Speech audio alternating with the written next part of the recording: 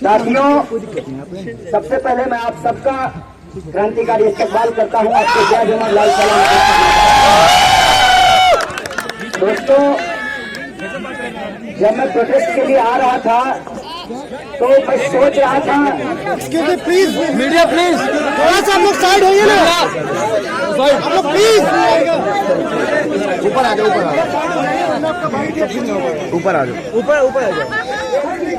साथियों, जब मैं प्रोटेस्ट के लिए आ रहा था तो सोच रहा था कि आज मैं डीयू के स्टूडेंट्स को सुनूंगा, क्योंकि रिश्ते में वो हमारे बड़े भाई और बड़े बहन लगते हैं।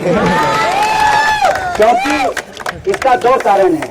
पहला कारण ये है कि डीयू पहले बना है, जेएनयू बाद में बना है। और दूसरा कारण ये है कि मैं हर एक बिहारी की तरह, क्योंकि बिहारियों का एक नेशनल एम्बिशन होता है यूपीएससी करना, तो हर एक बिहारी की तरह मैं भी दिल्ली यूपीएससी करने के लिए आया था। तो दिन में कॉलेज को देखने की बड़ी इच्छा थी, तो अक्सर इस आर्ट फैकल्टी में आ जाया करता था और महसूस करता था कि कॉलेज और विश्वविद्यालय कैसा होता है। बहुत खुशी होती थी हंसते मुस्कुराते चेहरों को देखकर, अलग अलग तरह की बातें सुनकर। कई बातें समझ भी नहीं आती थी, जब वो कहते थे यार यू नो वो तो बड़ा गहरा नाता है हमारा डीयू से। लेकिन फिर हमने एक बात देखी, डीयू में उसी वक्त चुनाव हुआ और चुनाव को देखने के बाद मुझे बहुत तकलीफ हुई कि ये हंसते मुस्कुराते चेहरे जो दुनिया की तमाम बातों पे डिस्कशन करते हैं, आखिर उनके रहते हुए ये गुंडे कैसे चुनाव जीत जाते हैं। ये सवाल मेरे मन में चल ही रहा था कि यही वो जगह है। सरस्वती पूजा का दिन था और जन चेतना की एक गाड़ी यहाँ पे लगी हुई थी जिसमें किताबें बिक रही थी।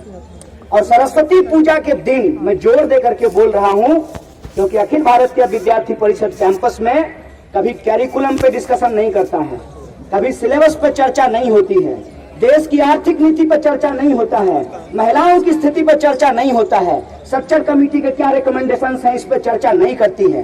वो क्या करती है, तो वो सरस्वती पूजा मनाती है। तो मनाइए सरस्वती पूजा। सरस्वती पूजा के दिन उस जन चेतना की किताबों की गाड़ी को तोड़ा जाता है।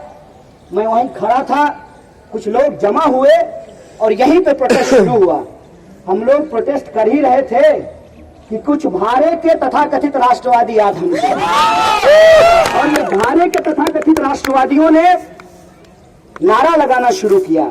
नारा क्या था, चीन के दलालों को जूते मारो सालों को, भारत माता की जय। हमने कहा जुबान पे साला और तुरंत ही भारत माता की जय। यह बात मुझे जम नहीं रही थी। हालांकि मैं बिहारी हूँ, हम लोग बात बात में गाली देते हैं और बनारस में एक गाली को तो गाली माना ही नहीं जाता, लेकिन फिर भी ये बात मुझे बहुत अजीब लग रही थी कि ये गाली गलौज क्यों किया जा रहा है। फिर हमारा एक दोस्त यहाँ से चुनाव लड़ा, इत्तेफाक से हार गया, मतलब हरा दिया गया। तो उससे मेरी चर्चा होती थी अक्सर डीयू के बारे में। तो वो कहता था कि देखो यार, स्टूडेंट तो वहाँ के बहुत स्मार्ट हैं, बहुत ब्रिलियंट हैं, और वो मुझे यहाँ आकर के पता भी चल रहा है। मैं अभी सीखा हूँ उनसे छोटा बोलने के लिए, आखिर मैं बहुत लंबा बोलता हूँ, कि कम शब्दों में किस तरीके से उन्होंने बेहतर तरीके से अपनी बात को रखी है। तो वो कहता था लेकिन दिक्कत ये है कि लोग यहाँ लेफ्ट नहीं समझते हैं। हमने कहा हम एनसीसी में थोड़ी हैं कि लेफ्ट राइट करेंगे, हम तो स्टूडेंट हैं और हमारे जो सवाल हैं वो शिक्षा को बचाने के सवाल हैं। इसमें लेफ्ट राइट की बात नहीं है। लेकिन एक बात तो आपको मानना पड़ेगा साथियों, if everything is not right you have to go left. इस देश के अंदर है, और इस देश के अंदर ये सिचुएशन क्यों है, योगेंद्र यादव जी ने इनका इतिहास बता दिया। वर्तमान तो आप देख ही रहे हैं, मैं थोड़ा भविष्य बता देता हूं इनका। अभी प्रधानमंत्री जी ने कहा, मैं गुरमेहर कौर के बारे में नहीं बोलूंगा, रामजस के बारे में नहीं बोलूंगा, क्योंकि ऐसी तमाम घटना जो होती है देश के अंदर वो करने का ठेका एबीवीपी में ले रखा है। और आप शायद भूले नहीं होंगे प्रोफेसर सवरवाल की हत्या मध्य प्रदेश के अंदर एबीवीपी के द्वारा की गई थी। हत्या के मामले में एबीवीपी का इन्वॉल्वमेंट है। रामजस के मसले में कह रहे हैं कि दो ग्रुप के बीच में लड़ाई हो गई, रेसलिंग हो रहा था भाई साहब, दो ग्रुप के बीच में लड़ाई हो गई। चलिए मान लेते हैं आपकी ही रिपोर्टिंग को साहब जनाब, लेकिन ये बताइए कि नजीब को किसने पीटा था? वहां कौन से ग्रुप के बीच में झड़प हुई थी? रात को जमा करके और गलत तथ्य के आधार पर किसी भी साधारण हिंदू को यह कहा जाए कि राम को कोई गाली दे रहा है तो उसका खून वैसे खौले ना खौले लेकिन उस वक्त जरूर खौल जाता है। तो इस तरीके से गलत बयानबाजी के आधार पर कि नजीब ने लाल धागा देख करके हमारी पिटाई कर दी है, लड़कों को मोबिलाइज करके उसको पीटा जाता है। उस दिन के बाद से वो लगातार लापता है और दिल्ली पुलिस के महानुभाव यहाँ मौजूद हैं, इनके पास कोई जवाब नहीं है। तो मारपीट करना, गाली गलौज करना और महिलाओं से इज्जत की कामना आप उनसे करते हैं जिनकी भाभी ने उनके ऊपर दहेज प्रताड़ना का आरोप लगाया। मैं समझता हूं कि उनसे इस तरीके का अनुमान ही, आशा ही बेकार है।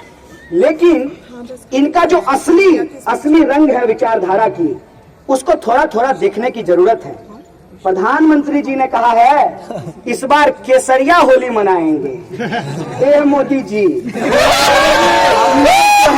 मोदी जी, हम लोग सब रंग का होली मनाते हैं और सब रंग के ऊपर आपका जो एक रंग थोपने की साजिश है उसको बर्दाश्त नहीं करेंगे।